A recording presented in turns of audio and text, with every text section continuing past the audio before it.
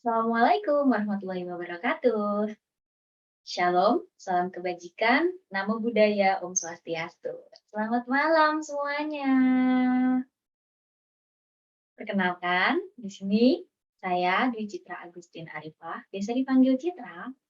Saya merupakan mahasiswa strata 1 Bimbingan dan Konseling di Universitas Teknologi Yogyakarta. Sebelumnya, saya ingin mengucapkan terima kasih kepada Bapak Arya selaku dosen pengampu mata kuliah bimbingan klasikal yang telah memberikan kesempatan untuk saya pada malam hari ini menjadi pemateri bersama teman-teman audiens semuanya. Terima kasih juga kepada teman-teman audiens yang telah meluangkan waktunya untuk mengikuti kelas ini.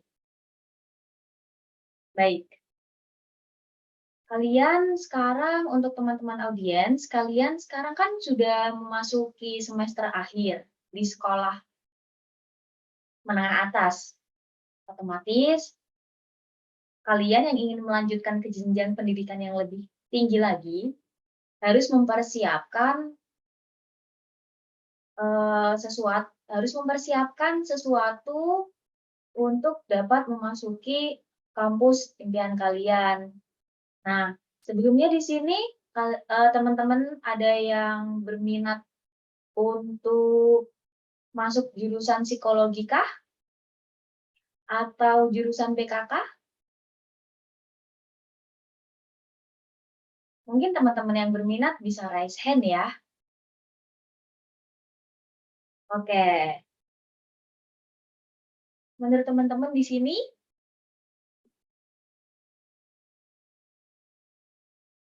maaf, ada kesalahan teknis. Menurut teman-teman di sini, jurusan psikologi dan bimbingan konseling itu apakah sama? Yang mau menjawab, boleh silakan on mic. Ya, baik, terima kasih jawabannya.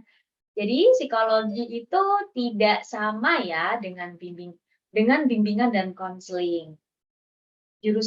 Walaupun jurusan bimbingan dan konseling itu mempelajari tentang psikologi, tapi mereka berdua adalah jurusan yang berbeda. Nah, bedanya di mana? Pada malam hari ini, saya akan sedikit menjelaskan perbedaan jurusan psikologi dan jurusan bimbingan konseling. Psikologi sendiri merupakan ilmu jiwa ya, ilmu yang mempelajari tentang manusia, tentang kepribadian manusia, tentang cara berpikir manusia, dan yang berhubungan dan berkaitan dengan manusia.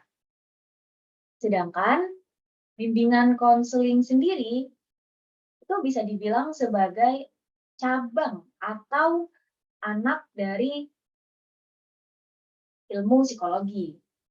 Karena bimbingan dan konseling itu ranahnya ke arah pendidikan, lebih berfokus ke arah pendidikan, teman-teman. Kemudian, kalau psikologi itu mempelajari mulai dari anak kecil, remaja, bahkan orang dewasa. Nah, psikologi sendiri itu juga bisa mendiagnosa gangguan kesehatan mental pada kliennya atau pada konselingnya. Sedangkan bimbingan dan konseling itu kliennya merupakan siswa yang dimana mereka memiliki beberapa permasalahan yang dapat mengganggu proses pembelajaran mereka di sekolah. Di situ fungsinya guru BK untuk membantu siswa-siswa tersebut mengatasi permasalahan mereka dalam belajar di sekolah.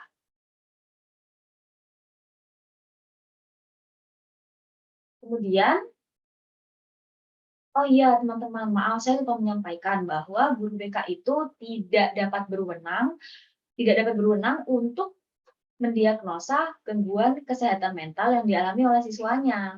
Jadi yang hanya berwenang dan berhak untuk mendiagnosa adalah psikolog, maaf. Kemudian fungsi dari bimbingan konseling sendiri yaitu adalah fungsi preventif atau pencegahan. Nah, seperti yang saya tadi bilang, bahwa guru BK itu membantu siswanya untuk mengatasi masalah-masalah dalam belajarnya. Nah, mencegahnya untuk apa? Mencegah agar permasalahan siswa tersebut tidak semakin besar, tidak semakin membesar. Dan tujuannya adalah agar siswa-siswa itu menjadi lebih baik lagi, baik itu perilakunya maupun tingkat, bisa dibilang tingkat prestasi dalam belajarnya. Nah, sedangkan dalam ilmu psikologi itu berfungsi sebagai pengentasan atau kuratif ya. Karena untuk klien yang karena di psikologi itu berfungsi sebagai obat atau karena tadi psikolog bisa mendiagnosa gangguan kesehatan mental, maka yang bisa menyembuhkan itu adalah psikolog. Yang bisa mengobati adalah psikolog, yaitu dengan melakukan terapi-terapi atau pendekatan-pendekatan dalam pendekatan-pendekatan dalam ilmu konseling. Nah, kemudian psikolog juga berwenang untuk dapat menggunakan instrumen tes. Sedangkan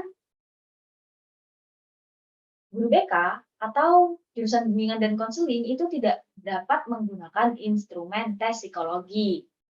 Mungkin teman-teman di sini sudah pernah ya melakukan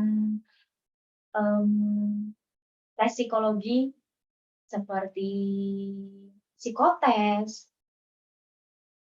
tes koran, dan lain sebagainya. Nah, itu guru BK itu tidak dapat berwenang untuk membuat dan menggunakan instrumen itu. Namun, guru BK dapat berkolaborasi dengan psikolog dalam hal penggunaan instrumen tes tersebut. Jadi, seperti itu. Mungkin masih banyak ya perbedaan-perbedaan lainnya dari ilmu psikologi dan juga bimbingan konseling. Namun pada malam hari ini, karena terbatas dengan waktu, saya hanya bisa memaparkan sedikit perbedaan dari jurusan psikolog dan bimbingan konseling. Baik, sekian pemaparan dari saya, kurang lebihnya mohon maaf. Apabila teman-teman memiliki pertanyaan terkait jurusan psikologi atau bimbingan dan konseling, teman-teman bisa menghubungi saya by WhatsApp. Apabila tidak ada pertanyaan, maka saya cukupkan sampai di sini. Terima kasih untuk teman-teman semuanya karena sudah memperhatikan dan meluangkan waktunya untuk berada di kelas ini bersama saya. Selamat malam dan beristirahat teman-teman. Wassalamualaikum warahmatullahi wabarakatuh. Terima kasih.